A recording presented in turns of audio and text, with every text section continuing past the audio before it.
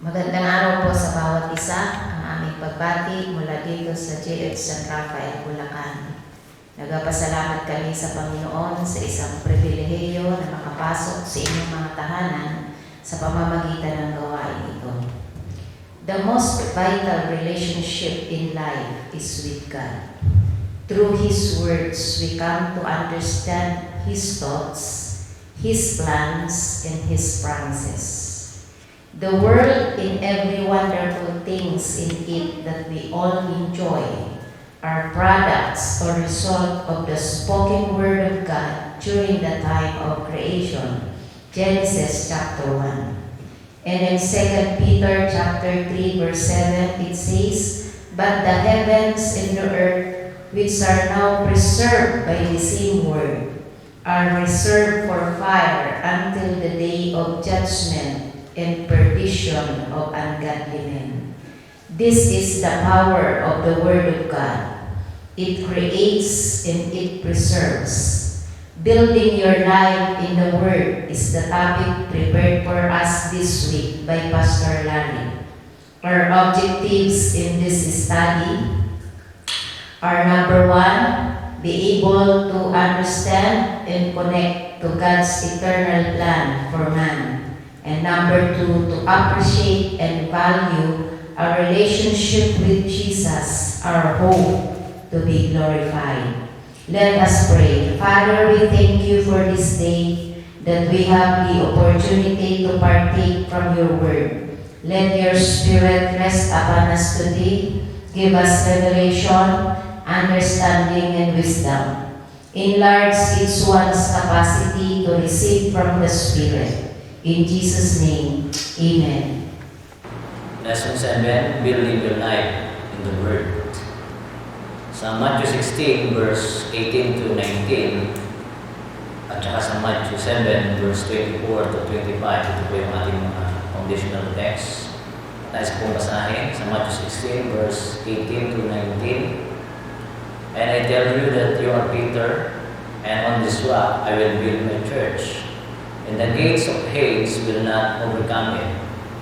I will give you the keys of the kingdom of heaven. Whatever you bind on earth will be bound in heaven, and whatever you loose on earth will be loosed in heaven." The purpose of the church is to connect to heaven and shut the hell. Yun po yung nabanggit kahapon ni Pastor Cyrus sa kanyang pagtuturo. So, if the church, sabihin tayo as built on Jesus, which is the Word, so the gates of Hades will not overcome it. And the keys of the kingdom is pure in us. So, Jesus is the master builder of our life, the chief cornerstone. Sa Ephesians 2:20, so, doon po natin siya mabasa. So, the apostle and the prophet, the supplier of graces, prophetic and apostolic. It means hearing and building grace. Kaya dapat konektado po tayo sa mga graces na ito. The hearing and the building grace. Sa Matthew 7, verse 24 to 25, ang sabi naman po dito, "Therefore, everyone who hears these words of mine and puts them to practice is like a wise man who built his house on the rock. The rain came down, the streams rose, and the winds blew and beat against that house, yet it did not fall, because it had its foundations on the rock." The graces that we have or we receive must be applied. Yung apostolic and prophetic grace, or hearing grace and building grace. Na ibig sabihin po anumang ating na pakinggan, natanggap mula sa salita ng Diyos ay atin pong itayo o maitayo sa ating pong mga buhay. The healing grace, which is prophetic, and the building grace, which is apostolic. At sabi po ng Luke 11 verse 28, "Blessed rather are those who hear the word and obey it." So isang bagay po yung matanggap natin, mapakinggan natin ang salita ng Diyos, at isang bagay din po yung ito'y ating may tayo sa ating po mga buhay. At ang sabi dun sa ating binasa, yun ang higit na mapalad. So, dako po tayo sa unang bahagi. What to build?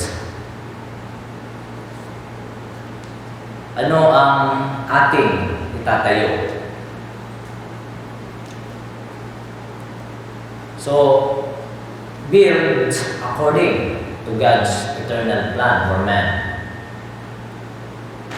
Para po sa akin, kung meron tayong itatayo, ay itayo natin kung ano ang talagang original na plano ng Diyos sa tao na dapat talagang maging ating kalalagayan.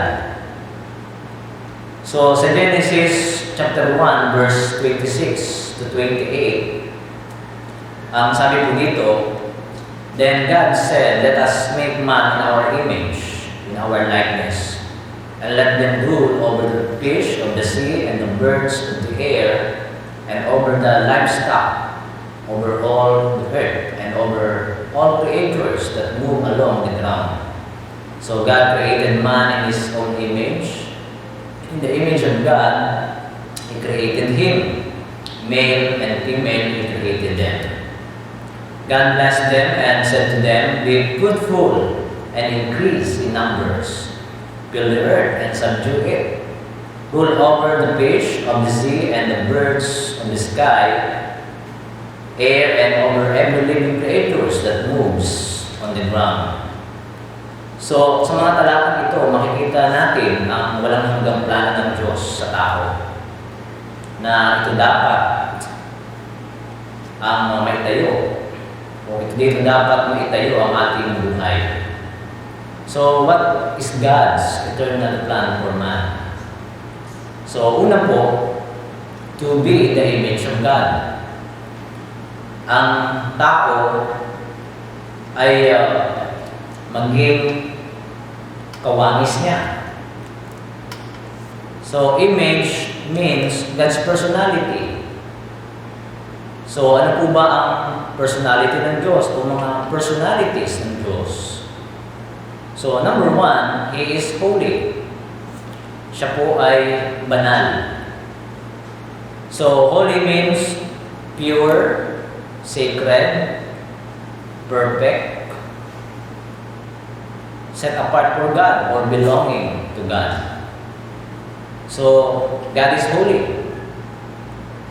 God is perfect.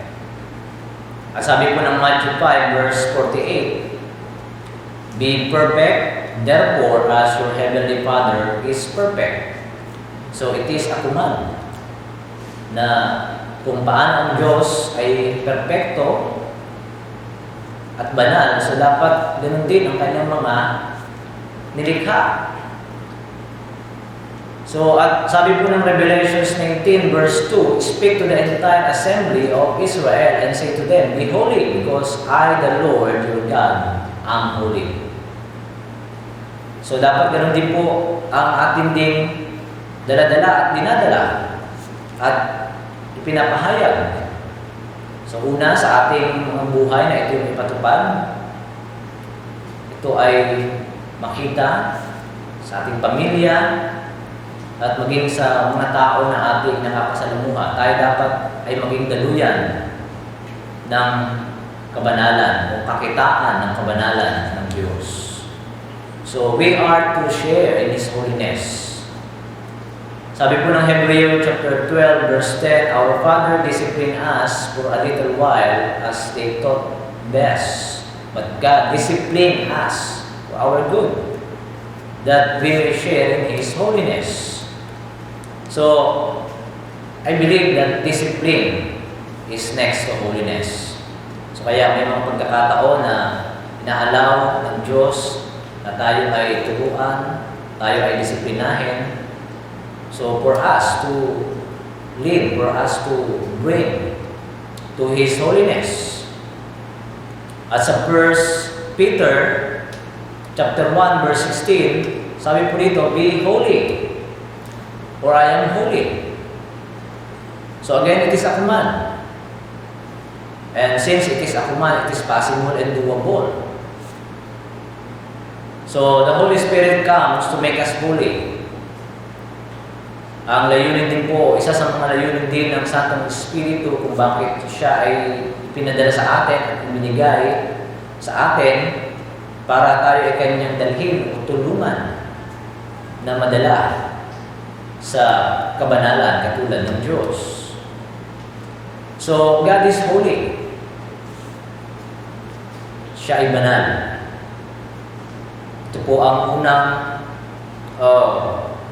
personalidad ng Diyos. At pangalawa po, He is righteous. Siya ay matuwid. So, righteous means doing what is right. Ginagawa ang tama. Ginagawa ang matuwid. So, lalo sa ating kapanahon ngayon, kahit sabihin pa natin na iilan na lang o tayo na lang gumagawa, but we need to stand in righteousness because God is righteous. Righteousness means right standing before God, people, within ourselves, in our circumstances, before the enemy or devil, before worldly authority, and even in a crisis. So that is righteousness. Means right standing. So sa Matthew 13:49, sabi po dito, this is how it will be at the end of the age. The angels will come and separate the wicked from the righteous. And I believe ito ay ginagawa na po ng Panginoon. Sapagkat from the very start, at sinasabi ng kanyang salita, nang kilala niya talaga ang para sa kanya at kilala niya, alam niya kung sino talaga yung para sa kanya. And I believe ito ay sinisimula na ng Diyos na inihiwalay na ang talagang para sa kanya. Pero as far as God is concerned, kung tutusin, talaga gusto niya lahat sa kanya. Kaya lang, meron talagang ayaw o pinipiling humiwalay sa Diyos. So, because of God's mercy, dahil po sa habag ng Diyos, binibigyan niya pa rin ng mahaba o maraming pagkakataon ng tao talaga na magbalik loob sa Kanya at magsisi at madala maging matuwid sa harapan ng Diyos. Because no unrighteousness in His kingdom. Sabi po ng 1 Corinthians chapter 6, verse 9 to 10, do you not know that the wicked will not inherit the kingdom of God? Do not be deceived, neither the sexually immoral or idolaters or adulterers, no mere prostitute, nor homosexual, nor thieves, nor the greedy, nor drunkard, nor slanderers, nor swindlers will inherit in the kingdom of God. So malinaw po yun na sa kaharian ng Diyos ay walang hindi matuwid, kundi lahat ay matuwid sapagkat siya ay matuwid. So we are to share in His righteousness. Sa 1 John chapter 3 verse 7, sabi po dito, dear children, do not let anyone lead you astray. Ibig sabihin, padaya.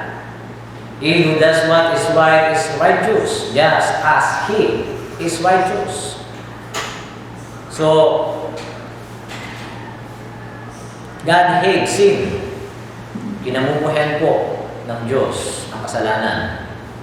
At ito lang ang isang bagay na ayaw ng Diyos at wala sa Diyos ang kasalanan. So we too are to hate sin. So kung tayo ay mga anak ng Diyos, binibilang po natin ang ating sarili ay anak ng Diyos, ay dapat ganun din tayo. Tayo din ay namumuhi sa kasalanan at umiibig sa katwiran. Sa Hebrew 1 verse 9, sabi dito, "You have loved righteousness and hated wickedness. Therefore, God, your God, has set you above your companions by anointing you with the oil of joy." So dahil sa pagmamahal natin sa katwiran at pagkamuhi sa kasamaan, sabi dito, pinupuspos tayo ng Diyos ng kanyang kagalakan. Pinupuspos tayo ng Diyos ng kanyang katwiran. Sa Hebrew 12 verse 4, sabi nito, "In your struggle against sin, you have not yet resisted to the point of shedding your blood." As sa Matthew 6:33, very familiar, "Seek ye first the kingdom of God and His righteousness, and all these things will be added unto you." So righteousness is the kingdom of God. Romans 14 verse 17, another, "For the kingdom of God is not a matter of eating and drinking, but of righteousness, peace, and joy in the Holy Spirit." So kapag tayo ay nasa katwiran ng Diyos, ibig sabihin nananatili din tayo sa kaharian ng Diyos at tayo ay namumuhay o pinapamuhay ang kaharian ng Diyos. So yun po yung pangalawa. So He is righteous. God is righteous. Yun po yung kanyang pangalawang personalidad o katangian. At pangatlo po, He is just. God is just. Ang Diyos ay makatarungan. Ibig sabihin, He is fair. Siya ay pantay. O pantay ang kanyang pagtingin, pantay ang kanyang hatol. So wala siyang kinikilingan, wala siyang pinoprotektahan, kundi ang kanyang hatol, ang kanyang katarungan ay pantay-pantay. Sa Revelation 16 verse 5, sabi po rito, "Then I heard the angel in charge of the waters say, You are just in this judgment, you who are and who were the Holy One, because you have so judged." So ito po ay pahayag sa Diyos na ang Diyos ay talagang mahustisya, makatarungan. Revelation 19 verse 2, "For true and just are His judgment." So kaya po, huwag tayong matakot, huwag tayong mangamba, huwag din tayo malungkot. Kung dito sa ating kalalagayan sa mundo o sa lupa ay parang nakukulangan tayo o sometimes ay parang nawawalan tayo ng katarungan, but God is there. Ang Diyos po ay nariyan para ipatupad ang tamang hustisya at ipagkaloob sa atin ang pantay-pantay at tamang katarungan. So, ang Diyos po ay hustisya, siya ay makatarungan. Yun po yung pangatlo. And then, pang-apat po na katangian ng Diyos o personalidad ng Diyos, siya po ay banal. Siya ay walang hanggan. Siya ay eternal. He is eternal. God is eternal. Eternal means having no beginning and no end in time. Lasting forever, existing at all times. So, sabi ng Biblia, Revelation chapter 1 verse 8, "I am the Alpha and Omega." Sabi ng Panginoong Yesus. At inulit po yun sa Revelation 22 verse 13. Sabi niya pa rin, "I am the Alpha and Omega, the first and the last, the beginning and the end." So dito natin makikita na talagang ang Diyos ay walang simula at wala ding wakas. Wala pa tayo, nandiyan na ang Diyos. In fact, galing na tayo sa Diyos. Tayo ay nilikha ng Diyos. So by believing in receiving Jesus Christ as our Savior and Lord, we receive His eternal life. Kung tayo po ay nagpasya o nagdesisyon na manampalataya sa Panginoong Yesus at tanggapin siya sa ating puso, sa ating buhay bilang tagapagligtas at bilang Panginoon, natanggap po natin ang buhay na walang hanggan. So, ibig sabihin, kapag tayo ay nag-expire sa mundong ito, ang mawawala lang, ang mag-expire lang din is itong katawan. But yung ating espiritu, yung ating kaluluwa, ay babalik sa Diyos. Mananatili sa Diyos at mabubuhay sa Diyos na magpawalang hanggan. Dahil tinanggap natin ang kanyang buhay na walang hanggan. Huwag ka lang mag-backslide. Huwag ka lang na tumalikod sa Diyos, kundi manatili ka hanggang wakas. So sa 1 John chapter 5 verse 11 to 13, ang sabi po dito, and this is the testimony. God has given us eternal life, and this life is in His Son. So he who has the Son has life, he who does not have Son of God does not have life. I write these things to you who believe in the name of the Son of God, so that you may know that you have eternal life. So, dito natin makikita na madali mo lang malaman kung ang isang tao o mismong tayo ay may buhay na walang hanggan. Sabi diyan, ang sino mang kinaroroonan ng anak ng Diyos, ibig sabihin ni Jesus, ng Panginoong Jesus ay may buhay na walang hanggan. At wala nito ang hindi kinaroroonan o pinananahanan ng anak ng Diyos o ng Panginoong Jesus. So, kaya yung buhay na walang hanggan na tinanggap po natin ay kaloob niya, regalo niya. Kaya dapat ito'y ating mapanatili, mai-work out natin, mailabas natin, at maipamuhay natin. So, yun po ang Diyos, yun po ang katangian o personalidad ng Diyos. Una, siya ay banal. Pangalawa, siya ay matuwid. Pangatlo po, siya ay makatarungan. At pang-apat, siya ay walang hanggan. So, dahil po tayo sa pangalawa. Pangalawang,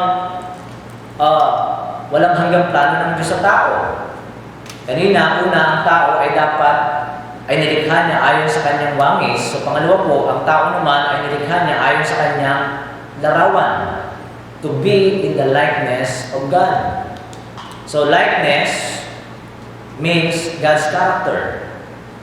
Ito po ay karakterya ng Diyos. Likeness means God's character. It is the fruit of the Spirit. So, sa Galatians 5:22 to 23, sa mabas ka pamilya nito, but again, let us read. But the fruit of the Spirit is love. So, take note, is love. Ibig sabihin, singular.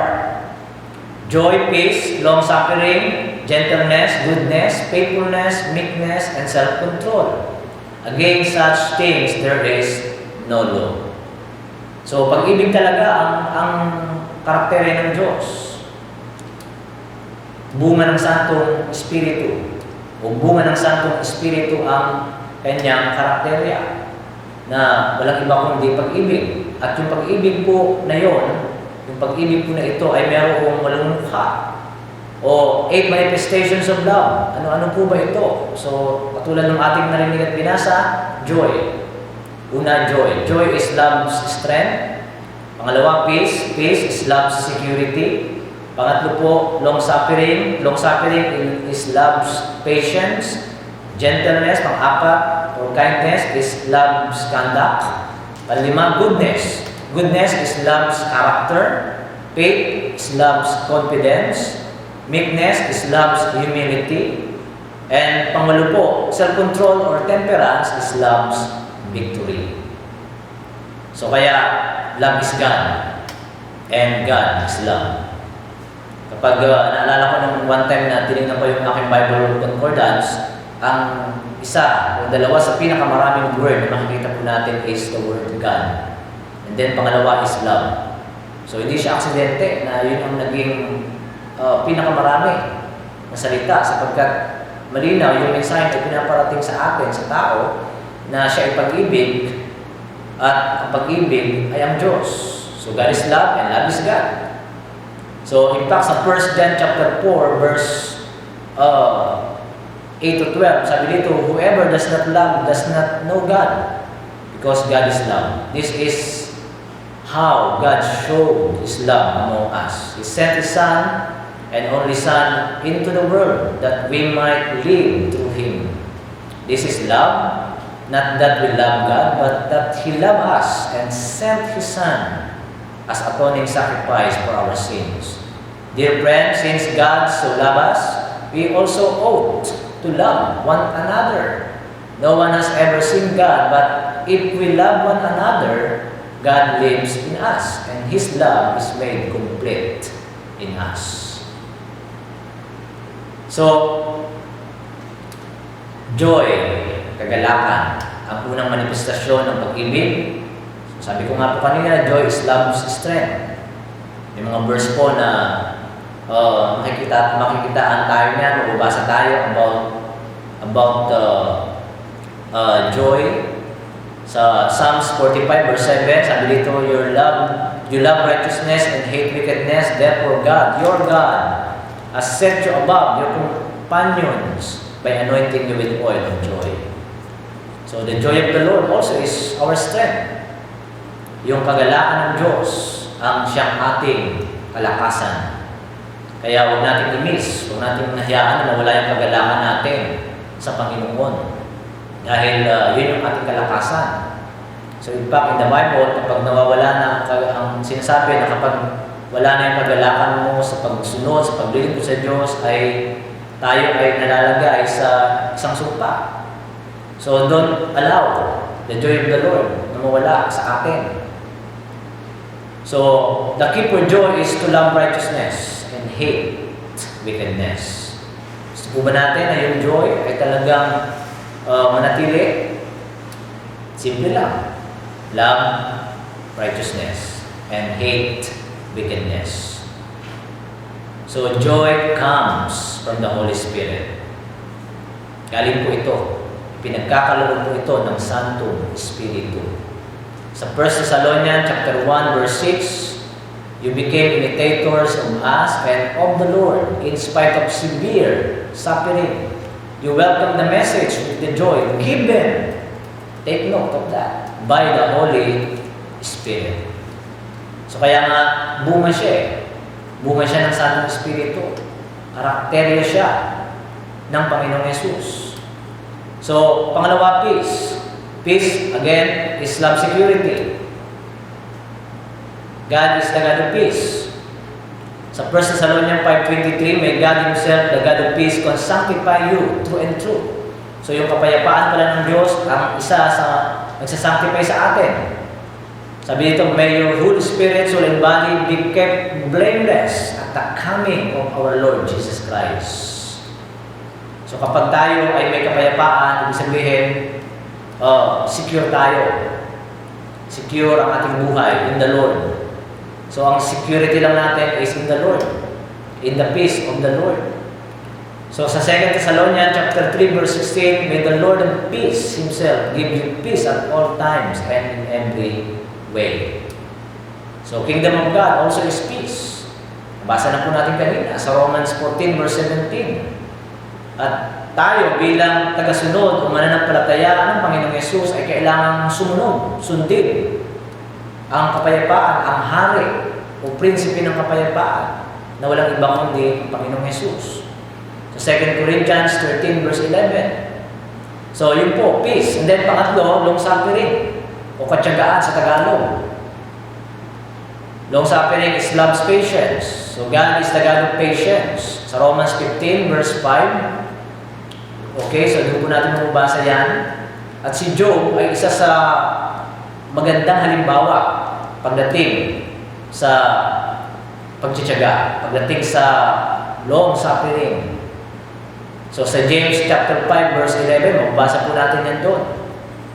At makikita din natin na kung paanong sinubok si Job na wala sa kanya lahat, kanyang 10 anak, lahat ng kanyang kayamanan, ibin yung kanyang kalusugan ay nawala. Pero dahil siya ay nagtiyaga, dahil alam niya ang kanyang kalalagayan at katatayuan sa harapan ng Diyos, hindi niya pa rin sinumpa ang Diyos, kundi pinuri niya pa rin ang Diyos.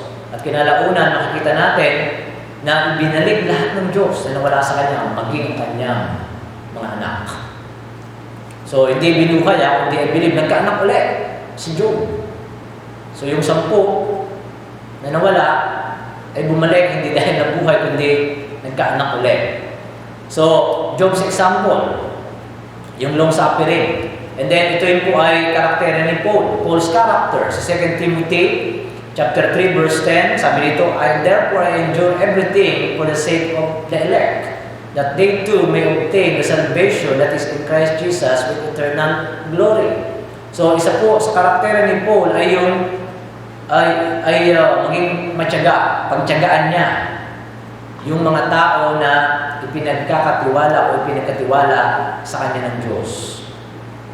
So dapat pala tayo ganun din. O hindi lang pala, kundi dapat talaga maging ganun din tayo. Yung mga pinagkakatiwala din sa atin ng Panginoon ay pagtyagaan natin.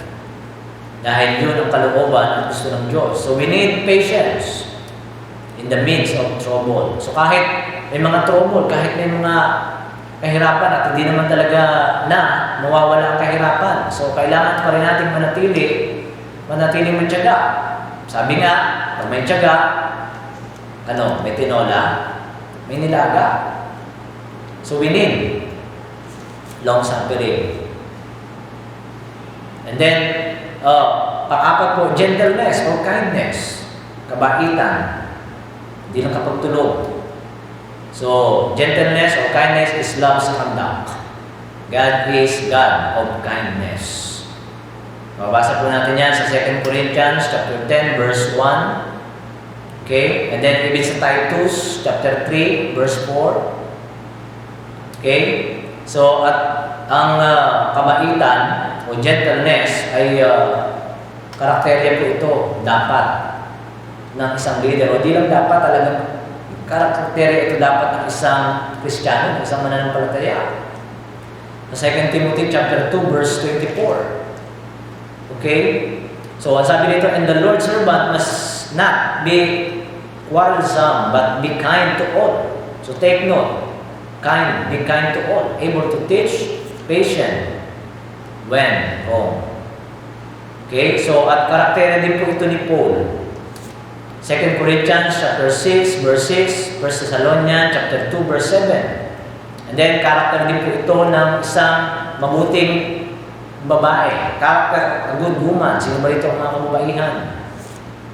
Okay, sa Proverbs 31:26, sabi dito, she opens her mouth in wisdom, and the teaching of kindness is on her tongue.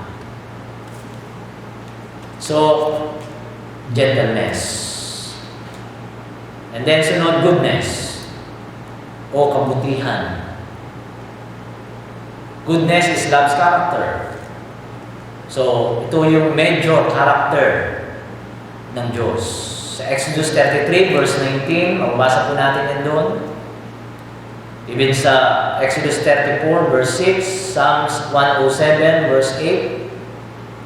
So, mababasa po natin yan yung supporting verse about goodness. So, God is always good. Even sometimes we are not good to Him. Ito naman, di po ba? Meaning na minsan ay talagang hindi nagiging tayo mabuti sa Diyos. Pero, tingnan niyo po, ang Diyos ay mabuti pa rin. Pero dapat, suklian natin yung kabutihan ng Diyos sa pamamagitan din ng ating pagiging mabuti sa Diyos. Amen. So, and next po, faithfulness o katapatan. Faithfulness is love's confidence. So, God is faithful. Sabi po ng Deuteronomy chapter 7 verse 9. Okay, mabasa po natin yan doon. Even ng Psalms 36 verse 5. So, even 1 Corinthians chapter 1 verse 9. So, God has called you into fellowship with His Son, Jesus Christ. Our Lord is faithful. So, if we faithless, He will remain faithful. Lalo na kung maging tapat tayo sa Kanya. So, ang Diyos, lalo din magiging matapat sa atin. So, may mga example po na akong nakita na naging matapat na lingkod ng Diyos in the Bible. Una si Abraham sa Genesis chapter 3 verse 9. Pangalawa si Moses sa Numbers 12 verse 9. Pangatlo si Daniel sa Daniel chapter 6 verse 4. Ang-apat si Paul sa Timothy chapter 1 verse 12. And then, of course, the Lord Jesus Christ. So what about us? So, ang Diyos, ang kanyang binibigyan ng gantimpala, ang kanyang ginagantimpalaan ay walang iba kundi ang mabuti at matapat sa Kanya. So, kaya po, it is a challenge na tayo talaga ay magiging mabuti at matapat sa Diyos. Okay? So, and then next po, meekness. So, kahinahunan. So, meekness is love's humility. Okay? So, Jesus is meek. Si Jesus ay mahinahon. So, we must imitate Him. Sa Philippians chapter 2, verse 1 to 11, makikita po natin yan. So, let us imitate Christ. Imitate His attitude. So, He did not consider equality with God, but taking the very nature of a servant, He humbled Himself became obedient to death, even death on a cross. Therefore, God exalted Him to the highest place and gave Him the name that is above every name. So, gusto ba natin na itaas din tayo ng Diyos? Like the Lord Jesus Christ? Magpakababa tayo in Him. And the Lord will just exalted us also. So, next, self-control o pagpipigil sa sarili. Self-control or temperance is love's victory. So, kapag ikaw pala ay magpigil sa sarili, so doon mo rin mararanasan yung ikaw ay maging matagumpay. So, ano ba yung mga bagay sa buhay po natin na dapat natin pigilin kung maging mapagpigil tayo? Una, yung laman. Control of lust of the flesh. So, sa Romans 6:12 to 13, sabi po dito, therefore, do not let sin reign in your mortal body so that you obey its evil desires. Do not offer the parts of your body to sin as instrument of wickedness, but rather offer yourselves to God as those who have been brought from death to life, and offer the parts of your body to Him as instruments of righteousness. So, pangalawang bagay, dapat nating pigilin o maging mapagpigil is ang ating dila, control of tongue. Sa James chapter 3 verse 12 and James chapter 3 verse 5, sabi dito, likewise, the tongue is a small part of the body, but it makes great boast. Consider what a great forest. It's set on fire by a small spark. Kapag nasabi mo na, mahirap nang bawiin. Kaya dapat maging careful tayo sa ating mga sinasabi. Because life and death also is in the power of tongue. Buhay at kamatayan po, dala-dala niyan. So let us speak life. So better a woman, better a man with self-control than a warrior. Sabi po ng Proverbs 16 verse 32. So, ito pong mga bunga ng Santong Espiritu na ating nakita is the character of Christ. Na dapat hindi natin hinahayaan na mawala o malaglag. Hindi dapat hinahayaan natin na maging malago ang bunga niya at maging kapakinabangan sa iba o sa marami pa. So, yun po. So, to be in the likeness of God. And then, pangatlo po, na walang hanggang plano ng Diyos tao is to exercise dominion all over the earth. Okay? Yung magamit natin yung otoridad at kapangyarihan ng Diyos na ibinigay na sa atin. So, dominion is the power to rule or ruling and reigning or exercising authority and power of Christ. So take note of Christ. Na ito po ibinigay na sa atin even from the very start. Sa Genesis chapter 1, sa verse 28, so inutusan ng tao na i-exercise yung otoridad at kapangyarihan na yon. So even sa ating kapanahon ngayon, yun din po ang iniuutos ng Diyos. Na yung kapangyarihan niya, tinanggap natin, ibinigay sa atin, the power and authority of Christ must be exercised. So, sa Mark 16:15, so, kapag tayo po ay naniwala o nananampalataya sa Panginoong Hesus, may mga signs and wonders, miracles, na ipapamalas din ng Diyos sa pamamagitan po natin. Nasabi dito, in my name, they will drive out demons, they will speak in new tongues, they will pick up snakes with their hands, and when they drink deadly poison, it will not hurt them at all. They will place their hands on sick people, and they will not get well. Huwag mo lang sadyain na uminom ng laso, huwag mo lang sadyain na magpatuklaw sa ahas. Kundi may mga times na maaaring mangyari yun, pero the Lord will protect us. At ma-exercise natin yung otoridad kapangyarihan na ibinigay ng Diyos. And then sa Luke 10:19, sabi din po rito, I have given you authority to trample on snakes and scorpions and to overcome all the power of the enemy. Nothing will harm you. So di ba, napakasarap at napakaganda po yung pangako ng Diyos.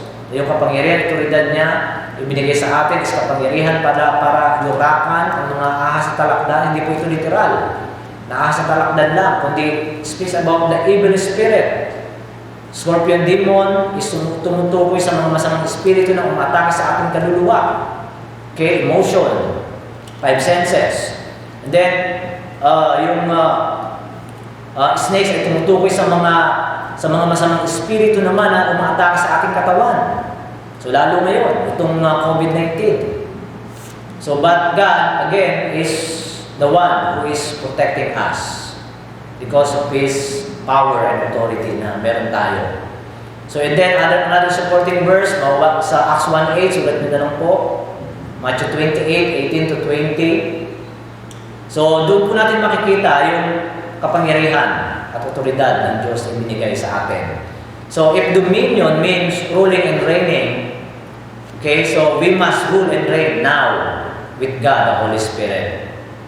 Because the Holy Spirit is the one who is in charge of the church now, sa church kingdom. Okay? So, we need to empower by the Holy Spirit to take dominion in every domain. So, meron po malong major domain. Bilis lang po. Una, spiritual domain. Pangalawa, family. Pangatlo, education. Pang-apat, economy. Pang-lima, government. Pang-anim, media and communication. Pang-pito, arts and entertainment. At pang-walo, science and technology. So saan ba? Ano bang domain doon ang nakikita mo yung sarili mo? Na pinaglagyan o inilagay ka ng Diyos o pinaglagyan sa iyo ng Diyos na dapat ikaw ay maging influencer. Ikaw ay magamit ng Diyos as His voice, as His clear voice, as His partner on the ground and as His co-builder. So, domain is a place, mga kapatid, a person or group of people. Place of assignment, place needs to empower, place needs our influence. So kaya ito pong walong major domain ito, I believe, wala dito na wala ka. Meron ka dito. Tingnan mo lang, pag-aralan mo lang.